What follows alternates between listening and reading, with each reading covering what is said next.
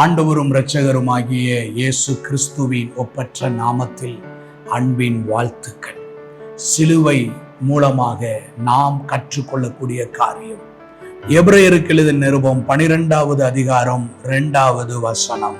அவர் தமக்கு முன் வைத்திருந்த சந்தோஷத்தின் பொருட்டு அவமானத்தை எண்ணாமல் சிலுவையை சகித்து தேவனுடைய சிங்காசனத்தின் வலது பரிசத்தில் வீற்றிருக்கிறார்.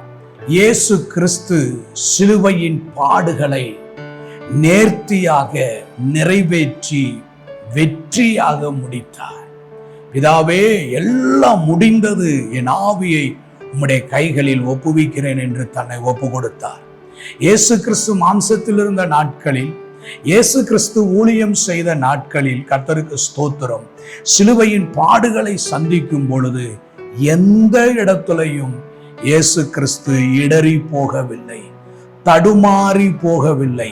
இன்றைக்கு அநேக நேரம் நம்முடைய வாழ்க்கையில இடறுதல், தடுமாற்றம், விழுந்து போகிற நிலைகள் வரும் பொழுது, எனக்கு இப்படி ஒரு பிரச்சனை வந்துச்சு, நான் இப்படி ஒரு சேலஞ்சை சந்திக்க வேண்டியது இருந்துச்சு, அதனாலதான் எனக்கு சக்சஸ் பண்ண முடியல, என்னால வெற்றியா முடிக்க முடியல, அதனாலதான் நான் தோல்வி அடைஞ்சிட்டோம் என்று சொல்லுகிறோம். ஆனால் ஆண்டவராகிய இயேசு கிறிஸ்துவை பாருங்கள். பரலோகத்திலிருந்து தன்னுடைய ஓட்டத்தை தொடங்கினார். பரலோகத்திலிருந்து பிதாவின் சித்தத்தை நிறைவேற்றுவதற்கு இந்த பூமியில இறங்கி வந்தார். பெத்லகேமிலே பிறந்தார். எருசலேமிலே ஊழியங்களை நிறைவேற்றினார். கலிலேயா, நப்தலி, இருண்டு போன தேசங்களில் நடுவிலே, இருளின் பிடியில சிக்கி கடந்த ஜனங்களுக்கு நடுவிலே ஊழியங்களை நேர்த்தியாய் நிறைவேற்றினார். ஊழியங்களிலே எதிர்கேள்விகள் இருந்தது, அடையாளங்களை கேட்டு அவரை சோதித்தார்கள். ஆனால் பெத்லகேமில் பிறந்து கெத்சமன தோட்டத்துல, கல்வாரி கொல்கதா மலையின் பாடுகள் வரை இயேசு கிறிஸ்து எல்லாவற்றையும் மகிமையாக தேவ திட்டத்தை நிறைவேற்றி அதே மகிமையோடு பரலோகத்திற்கு வெற்றியோடு ஜெயத்தோடு எடுத்து கொள்ளப்பட்டார்.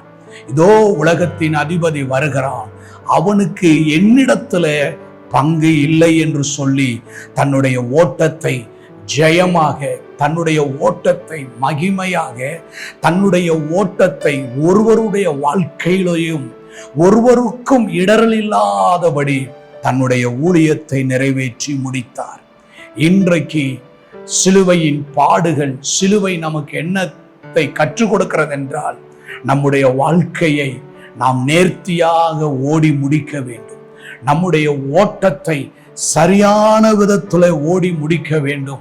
நம்முடைய ஓட்டத்தை இயேசு கிறிஸ்துவை போல வெற்றியோடு ஓடி முடிக்க வேண்டும்.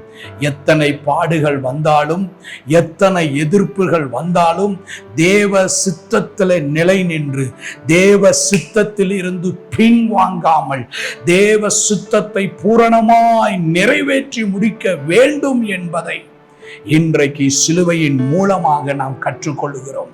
பாடுகளை சகிக்க வேண்டும் என்பதை சிலுவையின் மூலமாக கற்றுக்கொள்கிறோம். நம்முடைய ஓட்டத்தை ஜெயத்தோடு, நம்முடைய ஓட்டத்தை பரிசுத்தத்தோடு, நம்முடைய ஓட்டத்தை தேவனுடைய நாமத்திற்கு மகிமை உண்டாகும்படி நம்முடைய ஓட்டத்தை ஓடி முடிக்க வேண்டும் என்பதை நாம் கற்றுக்கொள்ளுகிறோம். இன்றைக்கு அந்த கிருபைகளை தேவன் நமக்கு தந்து நம்மை நடத்துவாராக.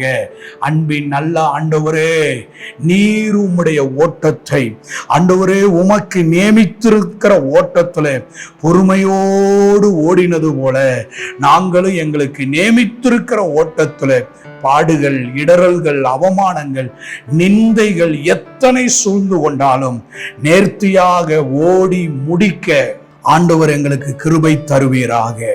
தாழ்த்தி உம்முடைய பிரசன்னத்துல ஒப்பு கொடுக்கிறோம். இயேசுவின் நாமத்தில் பிதாவே, ஆமென், ஆமென்.